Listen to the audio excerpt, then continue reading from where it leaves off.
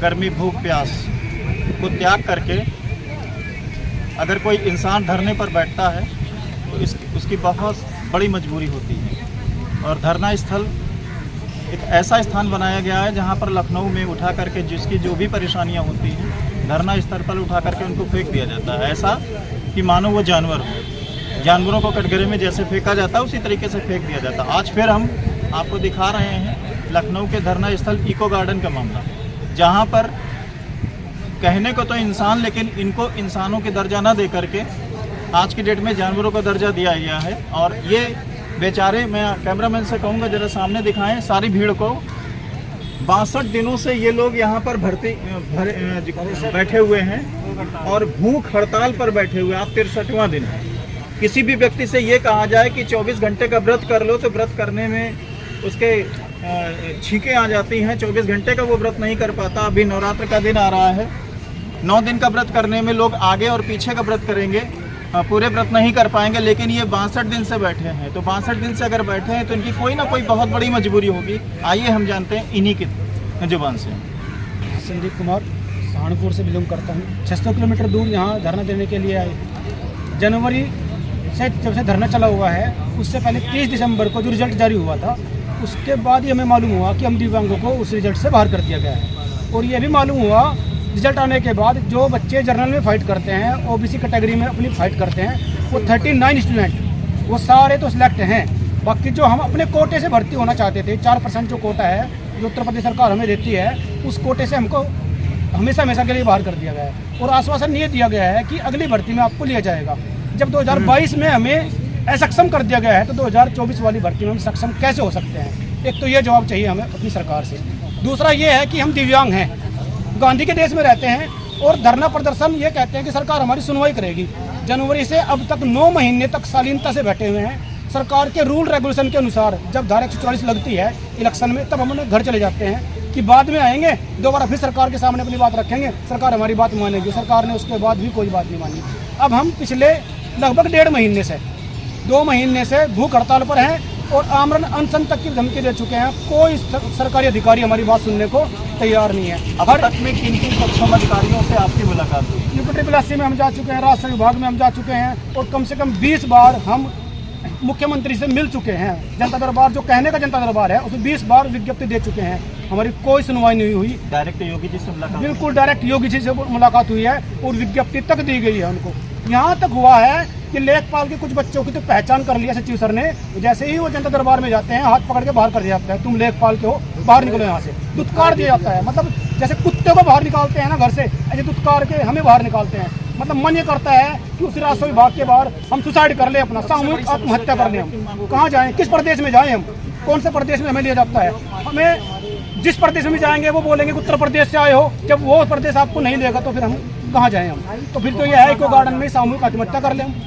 हमारे पास आखिरी एक बचा है बस कि हम अपनी जीवन लीला समाप्त कर लें। इसके बाद हमारे पास कोई उपाय नहीं है। जितने भी महागठबंधन इन लोगों को सबको हमारा अब मालूम हुआ है, शायद कुछ दिन से मालूम हुआ है कि इन लोगों ने साथ दिया, हमारी हिम्मत बढ़ गई है। नहीं तो यहाँ तो हो रहा था, जो हमारे बच्चे यहाँ रुके हुए थे, जो भी सबका मामला ये था कि भाई अब अगर नहीं होगा तो ज़िंदगी में कभी नहीं होगा। और रोजगार नहीं है तो जीवन का औचित्य भी कुछ नहीं है। घर में, परिवार में, रिश्तेदारों में, सब में एक ही बात है, ये असक्षम है। अगर किसी के यहाँ बच्चा असक्षम पैदा होगा तो उसको पढ़ाएगा भी नहीं। ये नहीं पढ़ाएगा कि पढ़ने के बाद भी नौकरी नहीं मिलेगी, क्योंकि डिफेंस पुलिस में तो हम जान सकते, प्राइवेट हमें लेगा नहीं। तो सरकार किससे? गांधी के देश में बैठे हैं, आराम से प्रदर्शन कर रहे हैं, तो इसका मतलब है उग्र प्रदर्शन करेंगे, हम गाड़ी चलाएंगे तभी हमारी बात सुनवाई होगी क्या? उससे पहले कोई सुनवाई नहीं होगी। आप देख रहे हैं इनका दर्द, किस तरीके से ये अपने दर्द को बयान कर रहे हैं। आगे हम कुछ और भाई हैं जिनसे हम बात करेंगे। क्या नाम है आपका?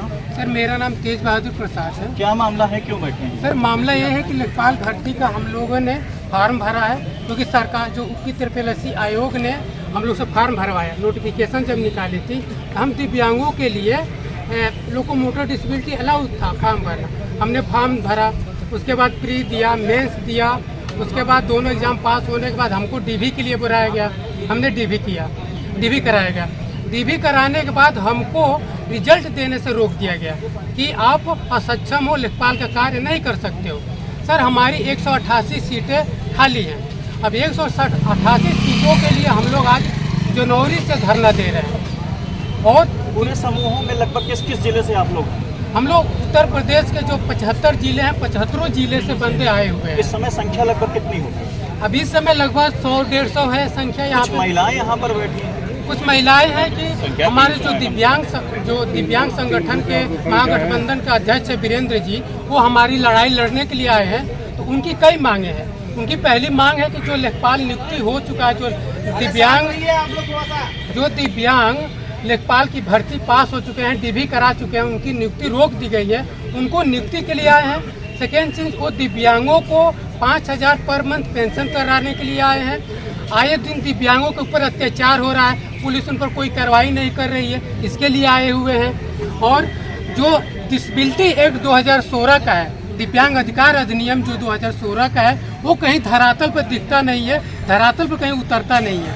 उसको लागू कराने के लिए आए हुए हैं और हमारी लड़ाई को और मजबूत करने के लिए यहाँ पर आए हुए हैं। इसलिए सभी लोग एक साथ होकर के अपनी लड़ाई लड़ रहे हैं। आगे हम कुछ और लोग बैठे हुए हैं, जरा हम उनसे भी बात करते हैं। क्या सर, मैं अमरोहा का रहने वाला हूँ और कांग्रेस फोर्स से मैं सर, यहाँ पर आज की जो स्थिति है, इस स्थिति में बहुत सारी संख्या में लोग बैठे हैं, सर, क्या कहना चाहेंगे? संख्या लगभग 300 के लगभग संख्या है आज। और जो हमारा दिव्यांग महागठबंधन बना है, उस गठबंधन के मेन पदाधिकारी आए हुए हैं। अभी हमने अपने किसी भी कार्यकर्ता से ये नहीं कहा है कि आप मतलब धरने में चलो। अभी आने वाले टाइम में यदि कोई हमारी बात नहीं सुनते हैं या 63 दिन तो बीत चुके हैं, आगे की रणनीति क्या है? अब तक तो सरकार ने सुना नहीं। अब फिर लॉलीपॉप दिया है। आज 9 आदमियों को बुलाया है कि योगी जी से मिलो, और हमारे संगठन के कुछ लोग गए हैं। देखो क्या मानव निकलता है उधर। यदि सक्षम मानव निकलता है तो बहुत अच्छी बात है, और नहीं तो फिर इसकी अगली रणनीति तैयार करके हम विशाल धरना उत्तर प्रदेश की सरजमी लखनऊ में देंगे और तन मन धन से यहाँ हम पहुँचेंगे। आर पार की लड़ाई हमारी सरकार करेगी सभी दिव्यांग भाइयों की, और इसी वजह से हम आज जो है अपनी संख्या कुछ कम लेकर आए हैं। अब जैसा भी होगा फिर इसके बाद जो है सर, हमारी लेखपाल से अलग अलग, इनसे अलग और भी मांगे हैं।